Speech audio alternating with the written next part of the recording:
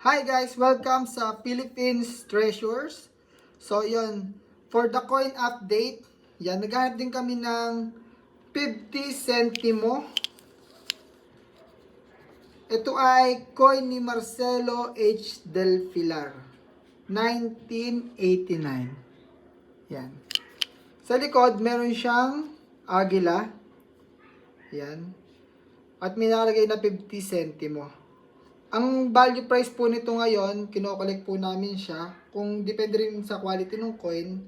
So, ang value po nito ngayon umabot po ng 2,500 hanggang 3,000 pesos. So, depende sa quality. Pwede pa po yung tumaas kung talagang quality yung coin ng 50 centimo nyo. Yan.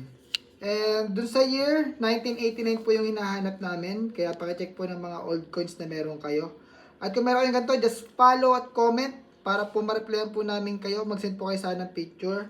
At kung meron po kayong ibang klase ng barya, i-comment nyo na din po at mag-send din po kayo ng picture. And before end of this month po, bibilin po namin yun sa inyo. Kukontakin po namin kayo. Thank you so much and God bless guys. Nagkuklik po kami ng maraming paper bills, old coin. Mag-follow lamang po kayo sa aming page kung meron kayong ganito. Salamat!